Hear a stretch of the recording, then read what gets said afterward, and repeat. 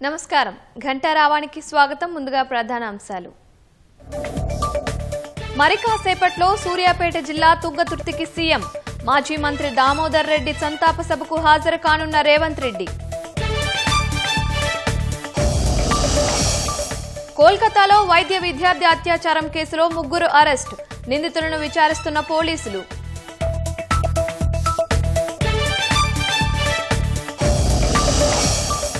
America 100% సుంకాలపై స్పందించిన China, తప్పకుండా ప్రతిచర్యలుంటాయని ప్రకటించిన డ్రాగన్.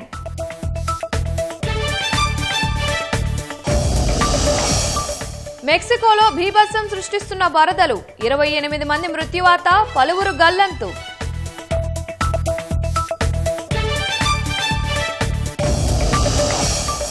పాకిస్తాన్ ఆఫ్ఘనిస్తాన్ సరిహద్దుల్లో భారీ ఘర్షణ, బలగాల మధ్య కాల్పుల్లో 15 మంది పాక్ సైనికులు హతం.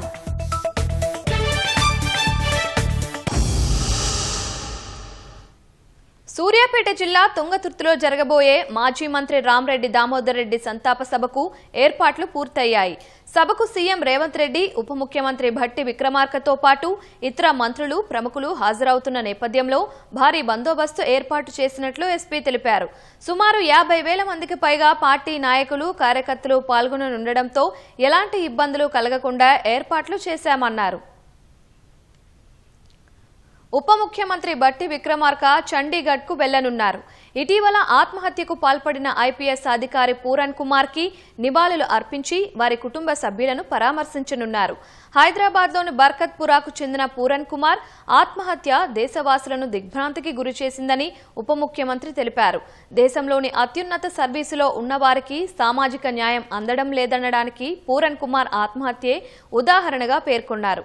పూరన్ కుమార్ ను డీజీపీ సహా 8 మంది సీనియర్ ఐపీఎస్ అధికారులు కుల ఆధారిత వివక్ష, బహిరంగ అవమానాలు భరించలేకే తుపాకీతో కాల్చుకుని ఆత్మహత్యకు పాల్పడినట్లుగా ఆరోపణలు వచ్చాయి.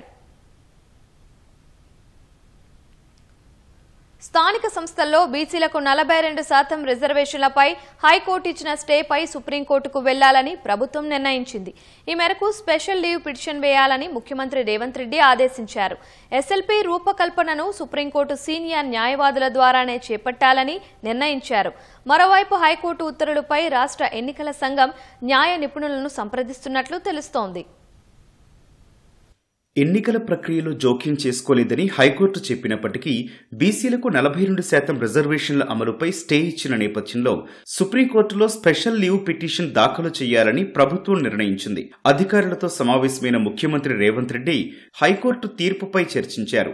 రిజర్వేషన్లు అమలు చేయాలంటే సుప్రీంకోర్టును ఆశ్రయించడం మినహా మరో దారి లేదన్న అభిప్రాయం వ్యక్తం కావడంతో ఎస్ఎల్పీ దాఖలు చేయడానికి చర్యలు తీసుకోవాలంటూ అధికారులకు ఆదేశాలు జారీ చేశారు. బీసీలకు 42% రిజర్వేషన్లతో ఎన్నికలకు వెళ్లాలన్న స్థిర నిశ్చయంతో ఉన్న ప్రభుత్వం సుప్రీంకోర్టులో పటిష్ట వాదనలు వినిపించడానికి రంగం సిద్ధం చేస్తోంది. ఎస్ఎల్పీ రూపకల్పనను సుప్రీంకోర్టు సీనియర్ న్యాయవాదుల ద్వారానే చేపట్టాలని నిర్ణయించింది. బీసీలకు రిజర్వేషన్లు కల్పించే ముందు ట్రిపుల్ టెస్ట్ నిర్వహించాలన్న సుప్రీంకోర్టు తీర్పు ప్రకారమే ప్రత్యేక కమిషన్ను ఏర్పాటు చేసి జనాభా లెక్కలను సేకరించి రిజర్వేషన్లు కల్పించామన్న వాదనను బలంగా ముందుకు తీసుకెళ్లనుంది. రిజర్వేషన్లు 50% మించరాదన్న దానికి మినహాయింపులపై దృష్టి సారించనుంది. ఈ మేరకు అడ్వకేట్ జనరల్ ఏ సుదర్శన్ రెడ్డితో పాటు సుప్రీంకోర్టు సీనియర్ న్యాయవాదుల ద్వారా ఎస్ఎల్పీ దాఖలు చేయడానికి సన్నాహాలు పూర్తి చేసింది. ఇప్పటికే తీర్పు ప్రతితో పాటు అవసరమైన పత్రాలను ఢిల్లీకి పంపినట్లు సమాచారం. సుప్రీంకోర్టు నిర్ణయంపైనే స్థానిక సంస్థల ఎన్నికల ప్రక్రియ ఆధారపడి ఉందన్న అభిప్రాయం వ్యక్తమవుతోంది.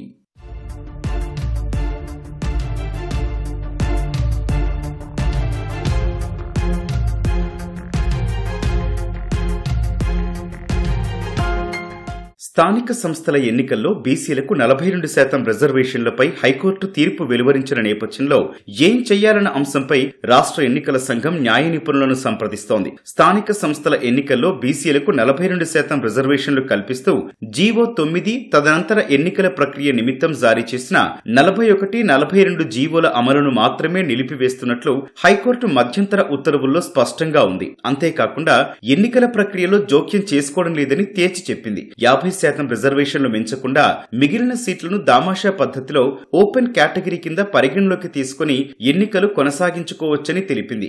అయినా రిజర్వేషన్ల అమలుపై మళ్లీ సందిగ్ధత మొదలవుతోంది. ఇప్పటికే 42% రిజర్వేషన్ల ప్రాతిపదికన స్థానిక సంస్థల్లో పంచాయతీలు, వార్డుల కేటాయింపు జరిగింది. ఇలా విభజించాల్సింది రాష్ట్ర ప్రభుత్వమే. వార్డుల విభజన జరిగాక ఎన్నికల సంఘానికి ప్రభుత్వం పంపిన వివరాల ఆధారంగా ఎన్నికలు నిర్వహిస్తుంది. అయితే ఇక్కడ ఎన్నికల నోటిఫికేషన్లో జోక్యం చేసుకోలేదని హైకోర్టు స్పష్టత ఇచ్చినప్పటికీ ముందుకెళ్లలేని పరిస్థితి ఎన్నికల సంఘానిది. అందువల్ల ఎన్నికల నిర్వహణకు సంబంధించి ఏం చర్యలు చేపట్టాలన్న దానిపై అనుసరించాల్సిన విధానంపై రాష్ట్ర ఎన్నికల సంఘం పలువురు సీనియర్ న్యాయవాదులతో సంప్రదింపులు జరుపుతోంది. న్యాయ నిపుణుల నుంచి అభిప్రాయాలు వచ్చాక స్థానిక సంస్థల ఎన్నికలపై నిర్ణయం తీసుకునే అవకాశం ఉంది. డేటా సెంటర్ల హబ్గా మారబోతున్న విశాఖలో తొలి డేటా సెంటర్కు పునాది రాయి పడింది. ప్రముఖ digital ICT solutions provider Sify technologies అనుబంధ సంస్థ సిఫీ ఇన్ఫినిట్ స్పేసెస్ లిమిటెడ్ నిర్మించబోయే 50 మెగావాట్ల ఏఐ ఆధారిత ఎడ్జ్ డేటా సెంటర్తో పాటు ఓపెన్ కేబుల్ ల్యాండింగ్ స్టేషన్కు ఏపీ మంత్రి లోకేష్ శంకుస్థాపన చేశారు. ప్రభుత్వం కేటాయించిన 3.6 ఎకరాల భూమిలో 1500 కోట్ల పెట్టుబడితో 2 దశల్లో ఏఐ ఎడ్జ్ డేటా సెంటర్ను సిఫీ అభివృద్ధి చేయనుంది. దీని ద్వారా 1000 మందికి పైగా ఉద్యోగ అవకాశాలు లభిస్తాయి. నూతన కేబుల్ ల్యాండింగ్ స్టేషన్ సదుపాయం వల్ల సముద్రపు కేబుల్ కనెక్టివిటీని మెరుగుపరుస్తూ ఎడ్జ్ స్థాయిలో ఏఐ కంప్యూటింగ్ సామర్థ్యాన్ని విస్తరించే అవకాశం కల్పిస్తుంది. భారత్తో పాటు సింగపూర్, మలేషియా, థాయిలాండ్, ఆస్ట్రేలియా వంటి దేశాల మధ్య త్వరితగతిన డేటా ప్రాసెసింగ్ చేస్తూ విశాఖ సిఎల్ఎస్ వ్యూహాత్మక ల్యాండింగ్ పాయింట్గా పనిచేస్తోంది. ఈ డేటా సెంటర్ రాక వలన భారతదేశ తదుపరి గ్లోబల్ డిజిటల్ గేట్వేగా విశాఖ రూపుదిద్దుకోనుంది. అమెరికా 100% సుంకాల హెచ్చరికలపై తాము వెనక్కి తగ్గబోమని చైనా సంకేతాలిచ్చింది. బెదిరింపులకు బదులుగా చర్చల ద్వారా విభేదాలను పరిష్కరించాలని అమెరికాను కోరింది. సుంకాల అంశంలో చైనా వైఖరి స్థిరంగా ఉందని చైనా వాణిజ్య మంత్రిత్వ శాఖ ఓ ప్రకటనలో తెలిపింది. టారిఫ్ వార్ను తాము కోరుకోవట్లేదన్న చైనా ఒకవేళ వచ్చినా భయపడబోమని స్పష్టం చేసింది. అమెరికాకు అరుదైన ఖనిజాల ఎగుమతులపై చైనా ఆంక్షలు విధించడంపై ట్రంప్ ఇటీవల ఆగ్రహం వ్యక్తం చేశారు. భారీ సుంకాలు విధిస్తామంటూ హెచ్చరికలు జారీ చేశారు. చైనా అధ్యక్షుడు జిన్ పింగ్తో భేటీని రద్దు చేసుకుంటానంటూ బెదిరింపులకు దిగారు. ఈ క్రమంలోనే చైనా దిగుమతులపై అదనంగా మరో 100% సుంకాలు విధిస్తున్నట్లు ప్రకటించారు. నవంబర్ 1 నుంచి ఇవి అమలులోకి వస్తాయని పేర్కొన్నారు. ఈ నేపథ్యంలో తాము అమెరికా సుంకాల హెచ్చరికలకు భయపడబోమని చైనా పేర్కొంది. పశ్చిమ బెంగాల్లోని కోల్కతాలో వైద్య విద్యార్థినిపై అత్యాచారం ఘటనలో పోలీసులు 3 అరెస్టు చేశారు. ఇప్పటికే ఘటనా స్థలిని పరిశీలించిన పోలీసులు నిందితులను విచారణ చేస్తున్నారు. ఒడిశాకు చెందిన యువతి దుర్గాపూర్లోని ఓ ప్రైవేటు వైద్య కళాశాలలో ఎంబీబీఎస్ ద్వితీయ సంవత్సరం చదువుతోంది. శుక్రవారం రాత్రి భోజనం చేసేందుకు స్నేహితురాలతో కలిసి బయటకు వెళ్లింది. ఈ క్రమంలోనే వారిని వెంబడించిన 3 దుండగులు బాధితురాలి స్నేహితురాలిని బెదిరించి నగదును తీసుకుని ఆమెను అక్కడ నుంచి పంపించేశారు. అనంతరం బాధితురాలి ఫోన్ లాక్కున్న దుండగులు సమీప అడవికి ఎత్తుకెళ్లి సామూహిక అత్యాచారానికి పాల్పడ్డారు. వరంగల్ జిల్లా ఇన్ఛార్జి మంత్రి పొంగులేటి శ్రీనివాసరెడ్డి, మంత్రి కొండా సురేఖ మధ్య విభేదాలు ఢిల్లీ స్థాయికి చేరాయి. పొంగులేటి వ్యవహార శైలిని తప్పుబడుతూ కొండా దంపతులు ఏకంగా అధిష్టానానికి ఫిర్యాదు చేశారు. మేడారం అభివృద్ధి పనులకు టెండర్లను పొంగులేటి తన అనుచరులకు ఇప్పించుకున్నారని పార్టీ పెద్దలకు తెలిపారు. వరంగల్ జిల్లా రాజకీయాలు మరోసారి చర్చనీయాంశంగా మారాయి. ఇప్పటికే మంత్రి కొండా సురేఖ దంపతులు జిల్లాలోని సొంత పార్టీ ఎమ్మెల్యేలకు మధ్య విభేదాలు రచ్చకెక్కాయి. తాజాగా ఇన్ఛార్జి మంత్రి పొంగులేటి శ్రీనివాసరెడ్డిపై కొండా దంపతులు ఏఐసీసీకి ఫిర్యాదు చేయడం రాజకీయాల్లో మరింత కాకరేపుతోంది. మంత్రి కొండా సురేఖ, ఆమె భర్త మాజీ ఎమ్మెల్సీ కొండా మురళి, మంత్రి పొంగులేటి మధ్య నివురుగప్పిన నిప్పులా ఉన్న విభేదాలు మేడారం ఆలయ అభివృద్ధి పనుల టెండర్లతో బహిర్గతమయ్యాయి. మేడారం అభివృద్ధి పనులకు సంబంధించి 71 కోట్ల రూపాయల విలువైన టెండర్ను పొంగులేటి తన అనుచరులకు ఇప్పించుకున్నారని కొండా దంపతులు ఆరోపిస్తున్నారు. దేవాదాయ శాఖ మంత్రిగా తనకు తెలియకుండానే తన శాఖ టెండర్లలో జోక్యం చేసుకోవడం వివాదానికి ప్రధాన కారణంగా చెబుతున్నారు. ఈ విషయాన్ని పార్టీ రాష్ట్ర నాయకత్వం ముఖ్యమంత్రి రేవంత్ రెడ్డికి ఫిర్యాదు చేయాల్సి ఉండగా ఏకంగా ఏఐసీసీ అధ్యక్షుడు మల్లికార్జున ఖర్గేకు ఫిర్యాదు చేయడం చర్చకు దారితీసింది.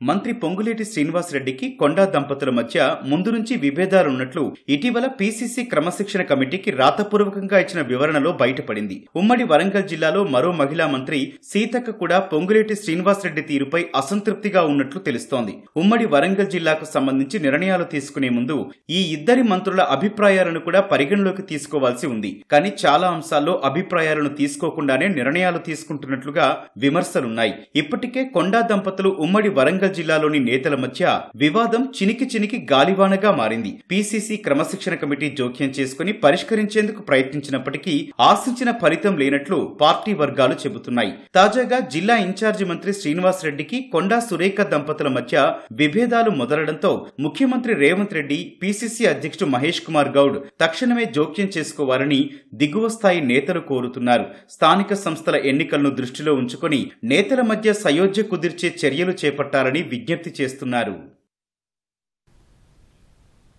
నగరపాలికగా మారిన తరువాత అభివృద్ధి పరుగులు పెడుతుందని అనుకుంటే పరిస్థితి అందుకు పూర్తి భిన్నంగా మారింది.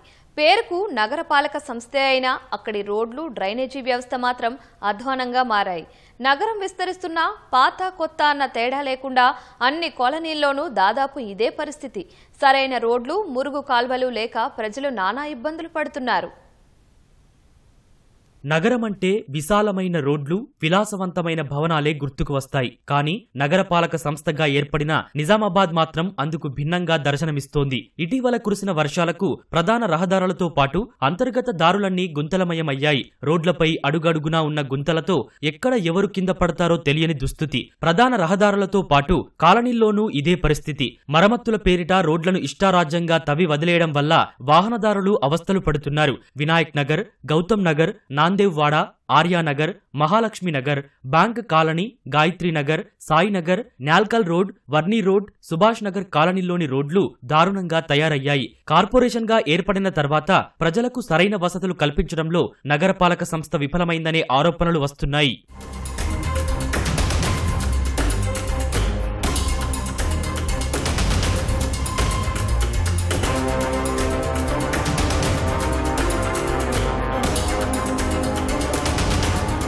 కాలనీలో పరిస్థితి గురించి ప్రజాప్రతినిధులకు మొరపెట్టుకున్నా రోజులు గడుస్తున్నాయే గాని రోడ్ల పరిస్థితి మాత్రం మారడం లేదని స్థానికులు ఆవేదన చెందుతున్నారు. కొన్ని కాలనీల్లో రోడ్లకు కంకర వేసి వదిలేయడంతో వర్షాలకు గుంతలు తేలి కనిపిస్తున్నాయి. చిన్నపాటి వానలకే గుంతలమయంగా మారుతున్న రోడ్లతో ఇబ్బందులు పడుతున్నామని స్థానికులు వాపోతున్నారు. కొత్తగా ఏర్పాటైన కాలనీల్లో కనీసం రోడ్లు, మురుగు కాల్వల నిర్మాణం చేపట్టలేదని కాలనీవాసులు తెలిపారు. వర్షాలకు బురదమయమైన దారుల్లో వెళ్లలేక తామే చందా రూపంలో డబ్బులు సేకరించి తాత్కాలిక రోడ్లను ఏర్పాటు చేసుకున్నామని తెలిపారు. కేవలం కాలనీలోనే కాదు, నగరంలోనూ రోడ్ల విస్తరణ పూర్తిగాక వాహనదారులు తీవ్ర ఇబ్బందులు ఎదుర్కొంటున్నామని ఆవేదన వ్యక్తం చేస్తున్నారు. ఒక 20-25 సంవత్సరాల నుంచి ఉన్న కాలనీ. ఇక్కడ మెయిన్ రోడ్ ఏంటి, ఈ సైడ్ రోడ్లు ఏంటి, ఇవన్నీ మొత్తము ఒక్క రోడ్ కూడా సరిగ్గా లేదు. ఈ మెయిన్ రోడ్ ఇక్కడ వరకే వచ్చి ఆగిపోయి ఇప్పుడు దాదాపు 5 సంవత్సరాలు అవుతుంది. ఎక్స్టెన్షన్ చేయట్లేరు. ఈ పక్క రోడ్లలో మొత్తం మట్టి. మొన్న ఇక్కడ ఈ మెయిన్ రోడ్ లో ఈ మొన్నటి వానలకు మోకాలు మంటి నీళ్లు ఉంటే మేమే కాలనీ వాసులము ఇంటికి 500 చొప్పున వేసుకుని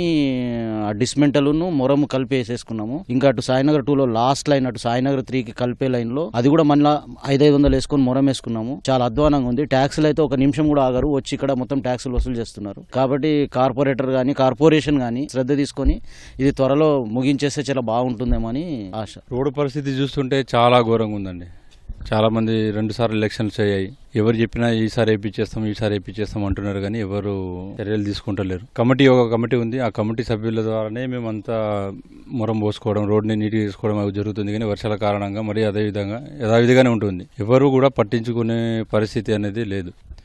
అవుతుంది, కాంట్రాక్ట్ ఇప్పుడు శాంక్షన్ అవుతుంది అంటారు, కానీ ఇంకా నెలలు గడుస్తూనే ఉన్నాయి, కానీ రోడ్డు అనేది మాత్రం చర్చకు రావట్లేదు. వర్షం పడితే రోడ్లన్నీ జలమయం, ఆ రోడ్ల బురదంతా వచ్చి రోడ్ల మీదకి వచ్చుడు. చెత్త ఇంతకు ముందులాగా లేదు, చెత్తని అసలు తీసే నాదుడే లేదు. ఈ నగరంలో ఘోరమైన పరిస్థితి. ఈ రోడ్ల వ్యవస్థ అయితే ఘోరంగా ఉన్నది. ఇప్పుడైనా స్పందించి వెంటనే దీన్ని మరమ్మతులు కానీ ఈ వ్యవస్థను కొద్దిగా పకడ్బందీగా చేస్తే బాగుంటుందని చెప్పి నా ఆలోచన. ప్రభుత్వం చొరవ తీసుకొని రోడ్లను విస్తరణ చేసి ప్రజలకు అనుగుణంగా మంచి డ్రైనేజీ వ్యవస్థను నిర్మాణం చేయడంతో పాటు పైప్ లైన్ కూడా డ్రైనేజీ వ్యవస్థకు సంబంధం లేకుండా పైప్ లైన్ వ్యవస్థను కూడా ఏర్పాటు చేయాల్సిందిగా కోరుతాం. నగరంలో వాహనాల రద్దీకి అనుగుణంగా రహదారులను విస్తరించాలని, రోడ్లకు తాత్కాలిక మరమ్మతులకు బదులు శాశ్వత పరిష్కారం చూపాలని నగరవాసులు కోరుతున్నారు. హైదరాబాద్ ఎల్బీ నగర్లోని గుర్రంగూడ వద్ద కారు బీభత్సం సృష్టించింది.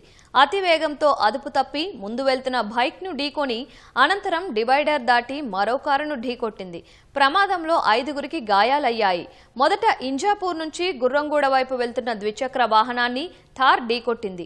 2 విద్యార్థులకు తీవ్ర గాయాలు కావడంతో ఉస్మానియా ఆసుపత్రికి తరలించారు.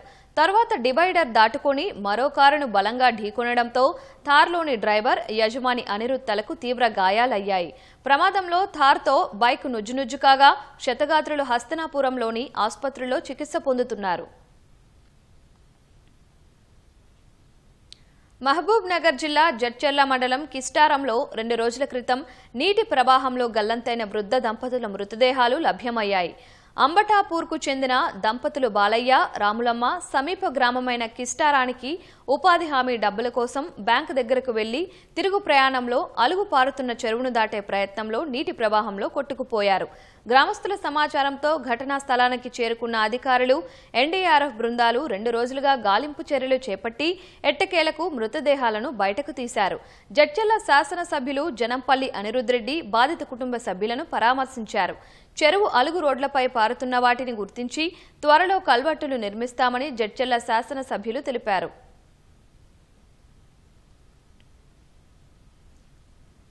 అపూర్వమైన ఆలయాల్లో ధర్మపురి లక్ష్మీనరసింహస్వామి క్షేత్రం ఒకటని ప్రముఖ ప్రవచనకర్త చాగంటి కోటేశ్వరరావు అన్నారు. జగిత్యాల జిల్లా ధర్మపురిలో 2 రోజుల ప్రవచన కార్యక్రమంలో భాగంగా లక్ష్మీనరసింహస్వామిని దర్శించుకున్నారు. ఆలయ అర్చకులు పూర్ణ కుంభంతో స్వాగతం పలికి ప్రత్యేక పూజలు నిర్వహించారు. మంత్రి అడ్లూరి లక్ష్మణ్ చాగంటి దంపతులకు పట్టు వస్త్రాలు సమర్పించి సన్మానించారు. స్వామివారి కృపా కటాక్షంతో అన్ని రాష్ట్రాలు అభివృద్ధి పదంలో పయనించాలని చాగంటి అన్నారు. మంత్రి అడ్లూరి ఆలయ అభివృద్ధి కోసం కృషి చేస్తున్నట్లు తెలిపారు. నిజంగా కూడా చాలా అపూర్వమైన దేవాలయాలలో ఇది ఒకటి. మనిషి కోరుకునేది దీర్ఘాయుర్దాయం. ఆయుర్దాయం ఉంటే కదా శరీరంతో ఏదైనా ఆచరించి తరించడం. దానికి కావలసిన దీర్ఘాయువుని ఇవ్వడానికి ప్రతిబంధకం ఏదిందో అది తొలగించే యమధర్మరాజు గారు ఇక్కడ విరాజమానుడై ఉండడం, దేవాలయం చుట్టూ 8 దిక్కులా కూడా హనుమ పరివేష్టించి ఉండి స్వామిని సేవిస్తూ ఆ దేవస్థానాన్ని రక్షణ చేస్తూ ఉండడం, విశేషించి నరసింహస్వామి యోగానందాన్ని అనుభవిస్తూ 2 తొడల మీద చేతులు వేసుకుని కూర్చున్నటువంటి ఆ అపూర్వమైన భంగిమ, పక్కన ఉన్న లక్ష్మీదేవి ఆదిలక్ష్మి. ఇంత గొప్ప దేవస్థానం చాలా అరుదైనటువంటి దేవాలయం, చాలా చాలా అరుదైన దేవాలయం. మనకి ఇంత సమీపంలో ఉండడం, ఇక్కడ సేవించుకోగలగడం నిజంగా పూర్వజన్మ సుకృతం ఉన్న వారికి మాత్రమే సాధ్యమయ్యే విషయం. జూబ్లీహిల్స్ ఉప ఎన్నికలో పోటీ చేసే అభ్యర్థిని బీజేపీ ఇవాళ ప్రకటించే అవకాశం ఉంది. ఢిల్లీ వెళ్లిన బీజేపీ రాష్ట్ర అధ్యక్షుడు రామచంద్రరావు 6 పేర్లతో కూడిన జాబితాను అధిష్టానానికి అందజేశారు. అభ్యర్థిపై అభిప్రాయ సేకరణ చేసిన త్రిసభ్య కమిటీ నివేదికను పార్టీ పెద్దలకు ఇచ్చారు. ఈ నివేదిక ఆధారంగా 3 పేర్లను జాతీయ నాయకత్వం పార్లమెంటరీ బోర్డుకు పంపించింది. పార్లమెంటరీ బోర్డు సమావేశంలో అభ్యర్థుల బలాబలాలు, ఆర్థిక అంశాలను పరిగణలోకి తీసుకుని ఒకరి అభ్యర్థిత్వాన్ని ఖరారు చేయనున్నారు. రాత్రికల్లా అభ్యర్థిని ప్రకటించే అవకాశం ఉన్నట్లు పార్టీ రాష్ట్ర అధ్యక్షుడు అధ్యక్షుడు రామచంద్రరావు స్పష్టం చేశారు. లంకల దీపక్ రెడ్డి, జూటూరు కీర్తిరెడ్డి, వీరపనేని పద్మ పేర్లు పరిశీలనలో ఉన్నట్లు సమాచారం. జీవ వైవిధ్యంలో మన చుట్టూనే ఎన్నో రకాల ఔషధ గుణాలు కలిగిన మొక్కలు ఉంటాయి. చాలా వరకు అంతరించిపోయే దశలో ఉంటాయి.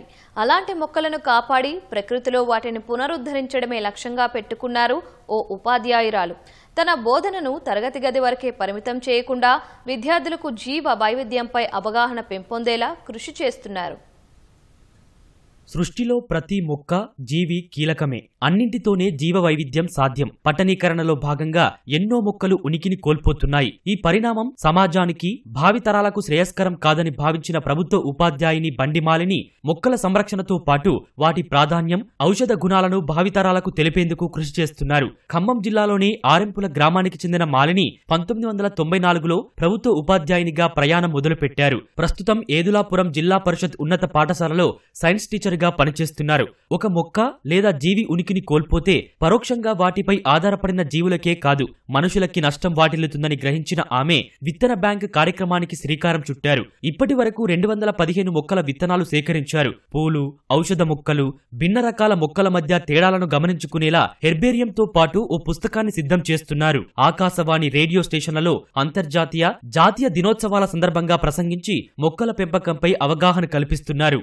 మా పాఠశాలలో మేము సీడ్ బ్యాంకుని ఆర్గనైజ్ చేస్తాం. ఇప్పటికి మేము 210 రకాల విత్తనాలను సేకరించడం జరిగింది. దాంతో పాటు సేకరించిన విత్తనాల్లో సగం వరకు విత్తనాలు రోడ్డుకి ఇరువైపులా కూడా నాటాలని నిర్ణయించుకోవడం జరిగింది. దీని వలన మొక్కల యొక్క జీవ వైవిధ్యము అంతరించిపోదు. మేము దాదాపుగా అన్ని డ్రైడ్ అండ్ మెచ్యూర్డ్ సీడ్స్ నే కలెక్ట్ చేయడం జరిగింది.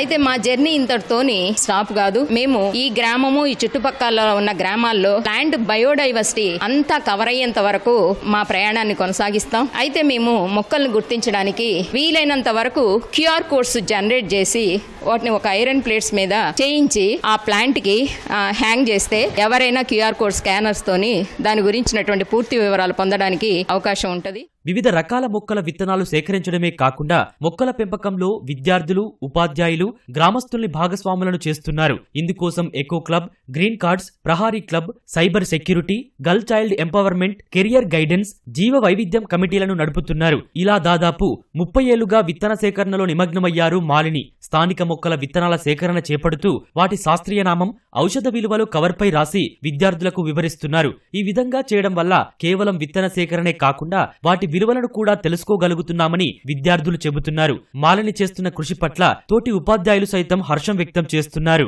మేమందరం కలిసి విత్తనాలని సేకరించాము. అంతరించిపోయిన విత్తనాల గురించి టీచర్ మాకు వివరించి వాటి ఉపయోగాలు అవన్నీ చెప్పి వీటిని సేకరించమని చెప్పారు. మేమందరం కలిసి సేకరించాము. ఈ విత్తనాలు పక్క గ్రామాల నుంచి సేకరించాము. ఈ విత్తనాలు ఏ విత్తనం ఏ పేరు అని మాకు ఇంత ముందు తెలియదు. మా టీచర్ ఈ విత్తనం దీనికి సంబంధించింది, దాని పేరు సైంటిఫిక్ తెలుగులో నేర్పించారు. ఈ విత్తనాలు సేకరణ ద్వారా ఈ విత్తనానికి సంబంధించింది, అది ఎడిబులా కాదా మరియు మెడిసిన్ వాల్యూగా కనుక్కున్నాము. గతంలో నర్సరీని కూడా పెంచడం జరిగింది సార్. ఈ స్కూల్లో దాదాపు 2000 మొక్కల్ని స్టూడెంట్స్ పెంచటము, పేరెంట్స్ అందరికీ మేము డిస్ట్రిబ్యూట్ చేయటం కూడా జరిగింది. అదే విధంగా మేడం ఇప్పుడు ఏంటంటే చాలా హార్డ్ వర్క్ చేసి ఈ విత్తనాలన్నింటినీ సేకరించటం, ఇంకొక భాగం ఏంటంటే మొక్కలన్నిటినీ నాటించాలని, వీటిని ఒక వనంలాగా పెంచాలని ఏర్పాటు కూడా చేస్తున్నారు. అదే విధంగా సీడ్ బాల్స్ తయారు చేసి ఫారెస్ట్ వాళ్ళకి అప్పచెప్పాలనేది కూడా ఒక ఆలోచన ఉందండి. ఇలా కృషి చేస్తున్నటువంటి మా మేడంని పాఠశాల ఉపాధ్యాయులందరం కూడా అభినందిస్తాం.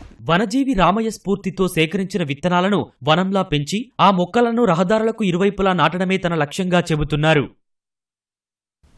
నగరం రోడ్లు అద్దంలా మెరవాలని అందరికీ అనిపిస్తుంది. కానీ చెత్త వేయకుండా ఉండేవారు ఎంతమంది? దాదాపుగా అందరం రోడ్డుపై తెలిసి తెలియక చెత్త వేస్తూనే ఉంటాం. అయితే వాటిని శుభ్రం చేసేందుకు సరికొత్తగా 6 యంత్రాలు జీహెచ్ఎంసీ సిబ్బందికి చేదోడుగా నిలుస్తున్నాయి. ఐటీకి అడ్డాగా మారిన హైదరాబాద్ నగరంలో పరిశుభ్రత ఎంతో ముఖ్యం.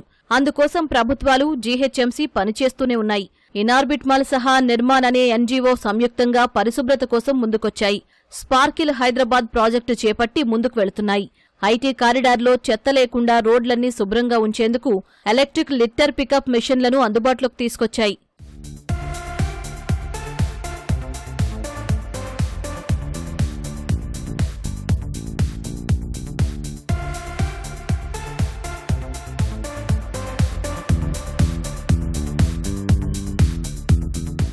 ఈ యంత్రం పొడి చెత్త సేకరించి వెనక ఉన్న ట్యాంక్లో స్టోర్ చేసుకుని జీహెచ్ఎంసీ డంప్ ఉన్న చోటుకు తీసుకెళ్లి అక్కడ పడేస్తుంది.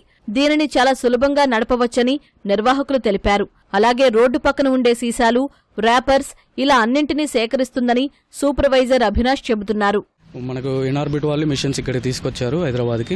జిహెచ్ఎంసీ పర్మిషన్ తీసుకొని ఇక్కడ ఐటీ కార్డియర్లో మనకి ఇక్కడ 6 రూట్స్ ఉన్నాయి. 6 రూట్స్లలో వర్క్ చేస్తూ ఉంటారు. టోటల్గా 6 మిషన్స్ వచ్చాయి హైదరాబాద్కి. 2 షిఫ్ట్ లాగా పనిచేస్తూ ఉంటారు ఆపరేటర్స్. మార్నింగ్ 7 to 3 వరకు, ఆఫ్టర్నూన్ 3 నుంచి 11 వరకు వర్క్ చేస్తూ ఉంటారు. మనకు ఓన్లీ డ్రై వేస్ట్ మాత్రమే పికప్ చేసుకుంటాం.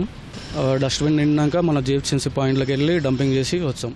యంత్రం వెనుక భాగంలో ఉన్న డస్ట్బిన్లో ఒకేసారి 240 లీటర్ల చెత్తను తీసుకెళ్లే సామర్థ్యం ఉంది.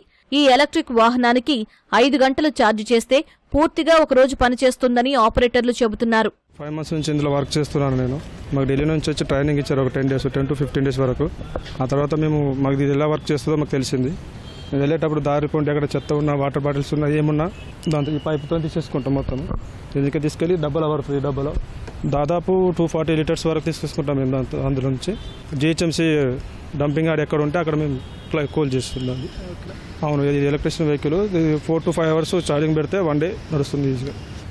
వెనక డిస్ప్లే కూడా ఉంది, దానికి చెత్త గురించి యాడ్ వస్తుంది. ఈ యంత్రం వల్ల ఐటీ కారిడార్లోని రహదారుల్లో చెత్త ఎత్తేందుకు సులభంగా మారింది. గత ఫిబ్రవరి నుంచి నెలకు దాదాపుగా 25,000 లీటర్ల చెత్తను సేకరించిందని నిర్వాహకులు చెబుతున్నారు.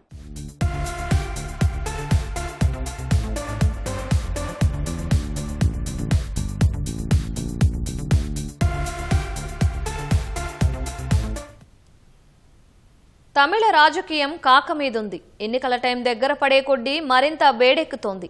అధికార విపక్షాలు పోటాపోటీగా తలపడుతుంటే ప్రత్యామ్నాయ శక్తిగా ఎదగాలని టీవీకే ప్రయత్నిస్తోంది. చిన్న పార్టీలన్నీ ఏదో ఒక కూటమిలో చేరిపోయి ఉనికి కాపాడుకునే యత్నాల్లో ఉన్నాయి. 5 ఏళ్ల అభివృద్ధి, సంక్షేమమే మళ్లీ పవర్లోకి తెస్తాయని డీఎంకే ధీమాగా ఉంది. బీజేపీతో కలిసి అధికార పీఠం అందుకుంటామని అన్న డీఎంకే నమ్ముతోంది. దశాబ్దాలుగా 2 పార్టీల పాలనతో విసిగిపోయిన ప్రజలు మార్పుకు ఓటేస్తారని విజయ్ ఆశతో ఉన్నారు. ఇంతకీ తమిళుల మనసులో ఏముంది? మరోసారి వైవిధ్యాన్ని చాటుకుంటారా? రాజకీయ నిపుణుల అంచనాలు ఏంటి?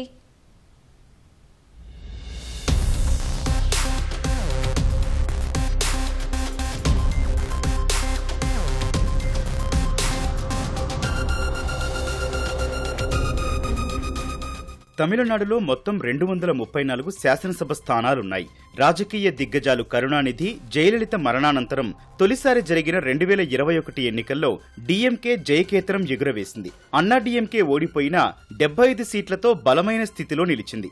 ఎప్పటిలాగే ఈసారి కూడా ద్రవిడ పార్టీల మధ్య పోటీ నెలకొంది. డీఎంకే, అన్నా డీఎంకే కూటములు గట్టిగా తలపడుతున్నాయి. జాతీయ పార్టీలు బీజేపీ, కాంగ్రెస్ పలుకుబడి అంతంత మాత్రమే. అందుకే 2 పార్టీలు చెరోవైపు చేరిపోయాయి. మిగిలిన చిన్న పార్టీలో కూడా అత్యధికం అధికార డీఎంకే వెంటే ఉన్నాయి. ఇదయ దళపతి విజయ్ పార్టీ తమిళిగ వెట్రి కళగం టీవీకే కొత్త శక్తిగా ఎదగాలనే ప్రయత్నాల్లో ఉంది.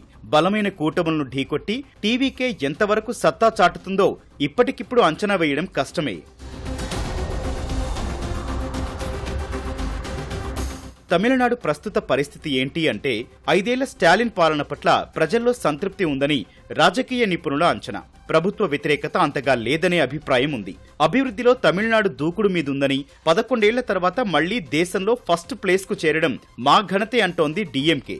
పెట్టుబడుల సాధనలో అందరికంటే ముందున్నట్లు నేతలు చెబుతున్నారు. పేద మహిళలకు నెలకు 1000 రూపాయల ఆర్థిక సాయం, ఉచిత బస్సు సర్వీసు ఎన్నికల్లో ఓట్లు కురిపిస్తాయని నమ్ముతోంది. గత ఎన్నికల వేళ పథకాన్ని వ్యతిరేకించిన అన్నా డీఎంకే ఇప్పుడు అధికారంలోకొస్తే 1500 ఇస్తామంటోంది. ప్రభుత్వ బడుల్లో అల్పాహారం గ్రాండ్ సక్సెస్ అయింది. స్కూలు పిల్లలకు అమ్మా నాన్నల్లో ఒకరు లేకపోయినా నెలకు 1000 రూపాయల సాయం, తమిళ మీడియం విద్యార్థులకు 6 నుంచి 12వ తరగతి వరకు నెలకు 1000 ప్రోత్సాహకం అందిస్తోంది. స్కిల్ డెవలప్మెంట్ తో యువత ఉపాధి కల్పనకు కృషి చేస్తోంది. పోటీ పరీక్షలకు సిద్ధమయ్యే వారికి ఉచిత కోచింగ్ సౌకర్యం కల్పిస్తోంది. ఇవన్నీ ప్రజల్ని మెప్పించాయని డీఎంకే బలంగా విశ్వసిస్తోంది. ప్రతికూలతలు లేవా అంటే కొన్ని ఉన్నాయి. కరుణానిధి తర్వాత స్టాలిన్ సీఎం అయ్యారు. నెక్స్ట్ ఎవరంటే డిప్యూటీ సీఎంగా ఉన్న స్టాలిన్ కుమారుడు ఉదయనిధి, ఎంపీగా దిల్లీలో చక్రం తిప్పుతున్న సోదరి కనిమొళినే, దగ్గరి బంధువు దయానిధి మారన్ కూడా ఎంపీగా ఉన్నారు. వీటితో డీఎంకేపై కుటుంబ పార్టీ ముద్ర మరింత బలపడింది. ఇక 2 ఏళ్ల కిందట మనీ లాండరింగ్ కేసులో ఈడీ అరెస్టుతో సెంథిల్ బాలాజీ మంత్రి పదవికి రాజీనామా చేశారు. బెయిల్ రాగానే మళ్లీ మంత్రివర్గంలోకి తీసుకున్నారు. దానిపై సుప్రీంకోర్టులో పిటిషన్ దాఖలైంది. బెయిల్, మంత్రి పదవుల్లో ఏది కావాలో తేల్చుకోమన్న సుప్రీం ఆదేశాలతో కేబినెట్ నుంచి బాలాజీ తప్పుకోక తప్పలేదు. ఎన్నికల షెడ్యూల్ వచ్చేలోపు సుప్రీంకోర్టులో కేసు తేలితే బాలాజీకి మళ్లీ పదవి ఖాయమనే ప్రచారం ఉంది. మరో 2 మంత్రులు పొన్ముడి, పెరియస్వామి ఇళ్లలో సోదాలు చేసిన ఈడీ అరెస్టు చేయకపోవడం ఉపశమనం కలిగించే అంశం. కింది నుంచి పై స్థాయి వరకు పార్టీ నేతలపై అవినీతి ఆరోపణలున్నాయి. ఈ ప్రభావం ఎన్నికలపై పడుతుందేమో అని డీఎంకే కొంత ఆందోళన చెందుతోంది.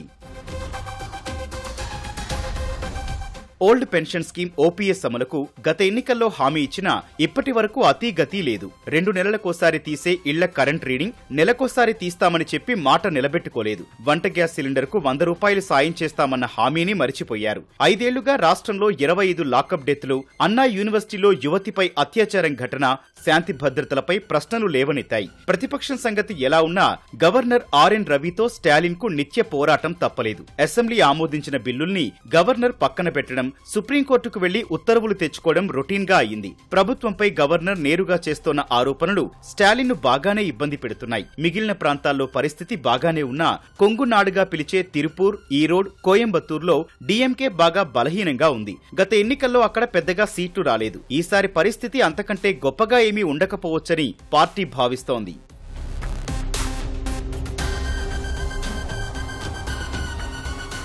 5 ఏళ్లుగా ప్రతిపక్షంలో కూర్చున్న అన్నా డీఎంకే పరిస్థితి అంత మెరుగ్గా ఏమీ లేదని రాజకీయ విశ్లేషకుల అంచనా. జయలలిత లేకపోవడం పార్టీకి తీరని లోటు.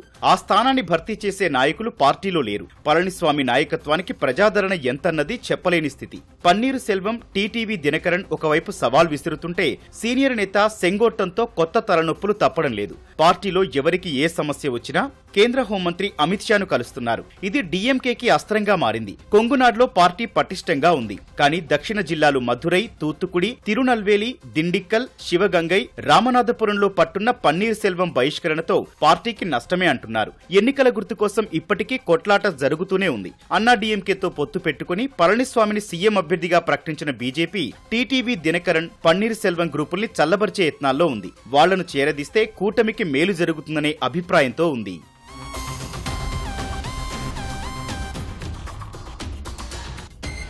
దేశమంతటా ఉన్నట్లే తమిళనాడులోనూ కూటముల హవా సాగుతోంది. కాంగ్రెస్ సహా సిపిఎం, సిపిఐ, వీసీకే, ఎండీఎంకే లాంటి దాదాపు 10 పార్టీలు అధికార డీఎంకే వెంట ఉన్నాయి. గత ఎన్నికల్లో వేరుగా పోటీ చేసిన ఎంఎన్ఎం అధ్యక్షుడు కమల్ హాసన్ ఒక్క సీటు సాధించలేకపోయారు. స్వయంగా ఆయన కూడా నెగ్గలేదు. ఇటీవలే డీఎంకే మద్దతుతో కమల్ రాజ్యసభకు వెళ్లారు. వచ్చే ఎన్నికల్లో ఎంఎన్ఎం పోటీ చేసినా చేయకపోయినా మద్దతు మాత్రం డీఎంకేకే అన్నది అందరికీ తెలిసిందే. విజయకాంత్ మృతి చెందిన ఆయన సతీమణి పార్టీని నడిపిస్తున్నారు. ఆమె కూడా డీఎంకేకి జై కొడతారని భావిస్తున్నారు. 2021లో అన్నా డీఎంకేతో కలిసి పోటీ చేసిన బీజేపీ 4 ఎమ్మెల్యే సీట్లు గెలిచింది. లోక్సభ ఎన్నికల్లో విడిగా బరిలో నిలిచి ఒక్కచోట గెలవకపోవడంతో ఇప్పుడు మళ్లీ జట్టు కట్టాయి. కరూర్ దుర్ఘటనతో కష్టాల్లో ఉన్న విజయ్ని ఆకర్షించేందుకు బీజేపీ యత్నిస్తోంది. తమిళనాడు నార్త్ జిల్లాల్లో పట్టున్న పీఎంకే ఇప్పటి వరకు ఎటూ తేల్చుకోలేదు. డీఎంకే ప్రభుత్వాన్ని దించడమే లక్ష్యమంటున్న అన్బుమణి రామదాస్ అన్నా డీఎంకే కూటమికి దగ్గరయ్యే అవకాశం కనిపిస్తోంది. తండ్రి రామదాస్ కు ఇష్టం లేకపోయినా అన్బుమణి మాత్రం ఇటే మొగ్గుతున్నారు.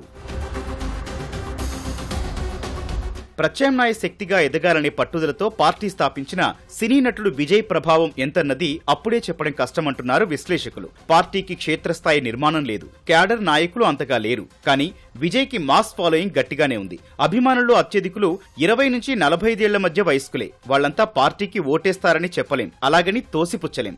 పార్టీ ప్రారంభం, ఎన్నికల ప్రచార సభలు జోరుగా సాగాయి. మంచి స్పందన వచ్చింది. అయితే కరూర్ సభలో జరిగిన తొక్కిసలాటలో 41 మంది చనిపోవడం చెడ్డ పేరు తెచ్చింది. ఘటన తర్వాత బాధిత కుటుంబాల్ని పరామర్శించకుండా విజయ్ చెన్నైకి వెళ్లిపోవడం విమర్శలకు తావిచ్చింది. తొక్కిసలాట వెనుక కుట్రకోణం ఉందని టీవీకే ఆరోపించింది. బల ప్రదర్శనకు విజయ్ ప్రయత్నించడం నిర్వహణ లోపాలే కారణమని అధికారులు చెబుతున్నారు. ఈ ప్రమాదం తర్వాత ఇప్పటి వరకు విజయ్ జనంలోకి రాలేదు. వస్తే పరిస్థితి ఎలా ఉంటుందో, కరూర్ ఘటన ఎంత నష్టం చేస్తుందో అని విజయ్ సహా పార్టీ నేతలు ఆందోళన చెందుతున్నారు. సీఎం పదవిపై ఆశ తప్ప విజయ్కి సొంత ఎజెండా లేదనే విమర్శలున్నాయి. డీఎంకేకి బీ టీం అని బీజేపీ విమర్శిస్తుంటే బీజేపీకే బీ టీం అని డీఎంకే ప్రతి విమర్శలు చేస్తోంది. తామెవరికి బీ టీం కాదని, ప్రజలే మా అధిష్టానమని టీవీకే అంటోంది. గతంలో విజయ్ అభిమానులు సీమాన్ నాయకత్వంలోని నాన్ తమిళన్ కచ్చి ఎన్టీకేకి మద్దతిచ్చారు. 2021 ఎన్నికల్లో ఎన్టీకేకి 8% ఓట్లొచ్చాయి. అందులో 2 నుంచి 3% మంది ఇప్పుడు టీవీకే వైపు మళ్లుతారని అంచనా. మొత్తంగా టీవీకేకి వచ్చే ఓట్లు 10 నుంచి 12% లోపే ఉండొచ్చన్నది రాజకీయ వ్యూహకర్తల లెక్క. అందుకే తిరుచి ఈస్ట్ లాంటి సేఫ్ సీట్ నుంచి పోటీకి విజయ్ సిద్ధమయ్యారనే వాదన ఉంది. విజయ్ పార్టీకి ఎన్ని ఓట్లు పడినా ఎవరికి గండి కొడతారో అని డీఎంకే, అన్నా డీఎంకే కలవరపడుతున్నాయి. తమిళనాట 1989 నుంచి 2011 వరకు 5 ఏళ్లకోసారి ప్రభుత్వం మారేది. 2016లో వరుసగా రెండోసారి గెలిచి పాత సంస్కృతికి జయలలిత చెక్ పెట్టారు. ఆమె మరణానంతరం 2021లో జరిగిన ఎన్నికల్లో డీఎంకే అధికార పీఠం ఎక్కింది. ఈసారి కొనసాగింపు ఉంటుందా లేక పాత పద్ధతి పునరావృతం అవుతుందా అన్నది తేలాల్సి ఉంది. పాకిస్తాన్, ఆఫ్ఘనిస్తాన్ బలగాల మధ్య భారీ ఘర్షణల్లో పాక్ సైనికులకు గట్టి ఎదురుదెబ్బ తగిలినట్లు తెలుస్తోంది. ఖైబర్ పఖ్తుంఖ్వా, బలూచిస్తాన్ సరిహద్దుల్లో ఇరు వర్గాల మధ్య జరిగిన కాల్పుల్లో 15 మంది పాకిస్తాన్ సైనికులు మరణించినట్టు సమాచారం. శనివారం రాత్రి పాక్ సరిహద్దుల వెంబడి తాలిబాన్ బలగాలు కాల్పులు జరిపాయి. అనంతరం ఆఫ్ఘాన్ సరిహద్దులు లక్ష్యంగా పాక్ దాడులకు దిగింది. ఇటీవల కాబూల్పై జరిగిన వైమానిక దాడులకు స్పందనగా తాము ప్రతీకార దాడులకు పాల్పడినట్లు ఆఫ్ఘాన్ పేర్కొంది. పాక్ బలగాలు నిబంధనలను ఉల్లంఘిస్తే తమ సాయుధ దళాలు దాడులను మరింత ఉధృతం చేస్తాయని హెచ్చరించింది. మరోవైపు పాక్ దళాల కాల్పుల్లో ఆఫ్ఘాన్ వైపు పలువురు సైనికులు మరణించినట్టు తెలుస్తోంది.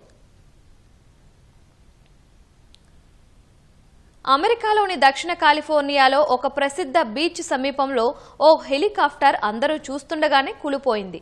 అప్పటి వరకు సాధారణంగా ప్రయాణించిన హెలికాప్టర్ ఒక్కసారిగా నియంత్రణ కోల్పోయి గింగిరాలు తిరిగింది. కాసేపటికే అక్కడున్న చెట్లలో కూలిపోయింది. ఈ ఘటనలో హెలికాప్టర్లోని 2కి, కింద నేలపై ఉన్న మరో 3కి గాయాలయ్యాయి. క్షతగాత్రులను సమీపంలోని ఆసుపత్రికి తరలించారు.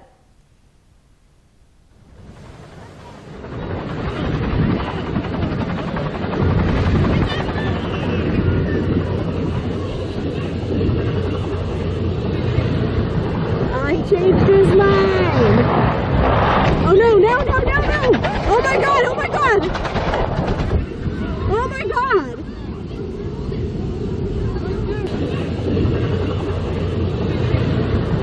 I changed his mind.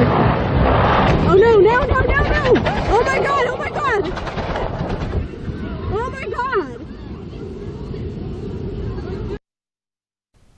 Uttara America దేశం మెక్సికోలో భారీ వర్షాల వల్ల సంభవించిన వరదలు బీభత్సం సృష్టించాయి. పలు చోట్ల ఇళ్లు ధ్వంసమయ్యాయి, వాహనాలు కొట్టుకుపోయాయి, పెద్ద ఎత్తున చెట్లు నేల కొరిగాయి. వరదల వల్ల జరిగిన వేర్వేరు ప్రమాదాల్లో 28 మంది ప్రాణాలు కోల్పోయారు. ఇందులో హిడాల్గో రాష్ట్రంలోనే 16 మరణాలు నమోదయ్యాయి. 1000 ఇళ్లు, 59 ఆసుపత్రులు, 308 పాఠశాలలు దెబ్బతిన్నాయి. 84 మున్సిపాలిటీలలో 17 విద్యుత్ సరఫరాలు నిలిచిపోయాయి. ప్యూబ్లా రాష్ట్రంలో 9 మంది మరణించారు, 13 మంది గల్లంతయ్యారు. భారీ వర్షాల వల్ల సుమారు 80,000 మంది ప్రభావితమయ్యారని అధికారులు తెలిపారు. వరద ప్రభావిత ప్రాంతాల్లో 8,700 మందికి పైగా సైనిక సిబ్బంది సహాయక చర్యల్లో నిమగ్నమయ్యారని చెప్పారు. పలుచోట్ల వరద ప్రభావం తగ్గడంతో బురద తొలగింపు పనులు కొనసాగుతున్నాయి.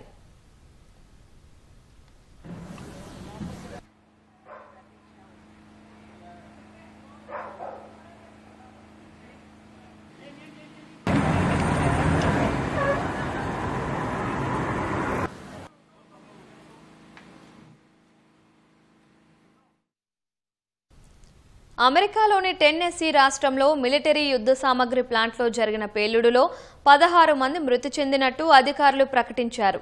శిథిలాల కింద నుంచి మృతదేహాలను వెలికి తీసినట్టు చెప్పారు. పేలుడు ఘటనలో ఎవరూ ప్రాణాలతో బయటపడలేదని తెలిపారు. శుక్రవారం టెన్నెస్సీలోని మిలిటరీ యుద్ధ సామగ్రి ప్లాంట్లో ఒక్కసారిగా పేలుడు సంభవించింది.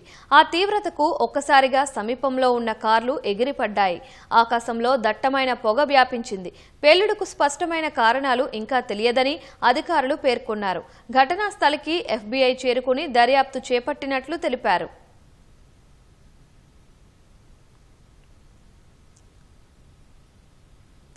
ద్విచక్ర వాహనం నడిపే ప్రతి ఒక్కరూ హెల్మెట్ ధరించాలని హీరో సాయి దుర్గ్ తేజ్ కోరారు. ఒకవేళ ప్రమాదం జరిగినా హెల్మెట్ ఉంటే తలకు గాయాలయ్యే అవకాశాలు తక్కువగా ఉంటాయని తెలిపారు.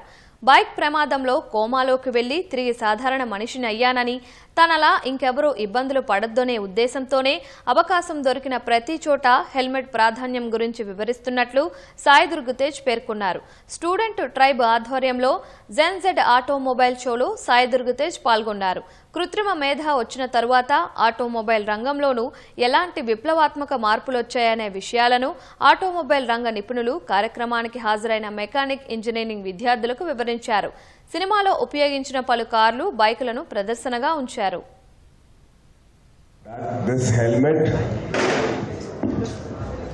This very helmet actually saved my life.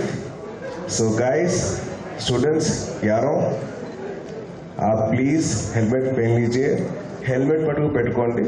ఎక్కువ స్పీడ్ వెళ్ళకండి అని చెప్తాను. బట్ మీరు వెళ్తారో తెలుసు. But please make sure that you guys are safe. ఎంత స్పీడ్ వెళ్ళినా కానీ జాగ్రత్త కంట్రోల్ ఉండండి దయచేసి. It's my honest request. Because నేను కూడా అలాగే నేను స్పీడ్గా వెళ్ళాలనుకుంటా, కానీ వెరీ రెస్పాన్సిబుల్గా గో ఇన్ లిమిటెడ్ స్పీడ్.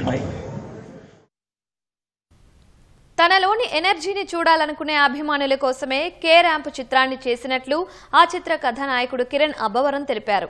ఈ దీపావళికి ప్రేక్షకులంతా కడుపుబ్బా నవ్వించేలా కే ర్యాంప్ చిత్రం ఉంటుందన్నారు. నూతన దర్శకుడు జైన్స్ నాని దర్శకత్వంతో హాస్య మూవీస్ పతాకంపై నిర్మించిన ఆ చిత్రం ఈ నెల 18న ప్రేక్షకుల ముందుకు రానుంది. ఈ సందర్భంగా హైదరాబాద్లో అభిమానుల సమక్షంలో చిత్ర బృందం కే ర్యాంప్ ట్రైలర్ విడుదల చేసింది.